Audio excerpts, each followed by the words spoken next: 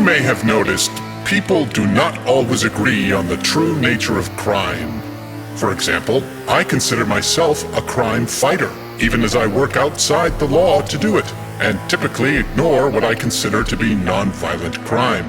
My nemesis, Crank the Butcher, also considers himself to be a crime fighter, even as he works outside the law, and often commits pretty much exactly the same crimes he, punishes his enemies for.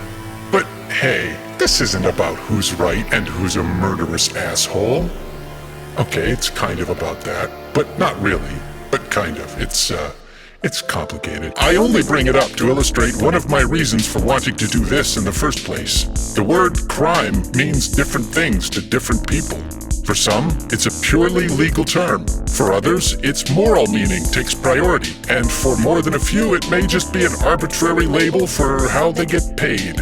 I'm less interested in an understanding of crime that can be found with a Google search or by cursorily flipping through a legal dictionary. Those things obviously have their uses, and we might refer to them, but I want to explore functional and philosophical understandings, their limitations, moral and ethical implications, as well as some of the points where those various realities intersect or collide. Over the coming months, we will explore the diverse points of view, various philosophies, and dipshit theories that together constitute what I understand to be the discourse on crime, its causes, its impacts, and whether or not the institutions established to deal with it can justify their existence. And of course, occasionally, we might touch on how this affects my approach to the whole superhero thing, what crimes I acknowledge as such, the ones for which I think intervention is appropriate, and the degree to which I have found that functionally useful. Now, I'm no scholar, as some of my colleagues like to point out from time to time, and my understanding will be informed and limited by my own experience. Or lack thereof. Hopefully this won't be too distracting, but I do encourage you to seek out other sources on this, and I will include as many of those as I can as we go. I have made a few subtle references in my previous series on superhero safety that may have given my more perceptive students some vague idea of where I stand on certain issues.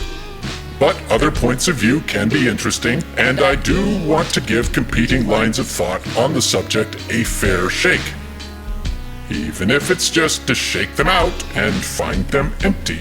And as always, the scope will expand and contract from episode to episode depending on how much time and energy I have left after long, busy days and nights of fighting, well, crime, for lack of a better word. Hopefully by the end, I will have given this some sort of unity.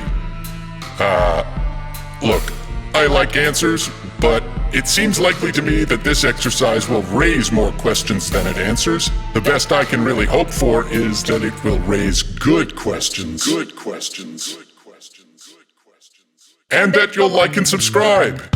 If you have questions, disagreements, corrections, or further resources related to the topic, you can always leave a kindly worded comment in the comments place. And as usual, if you are inclined to contribute materially to my ongoing survival, the Patreon and Ko-fi links are in the description.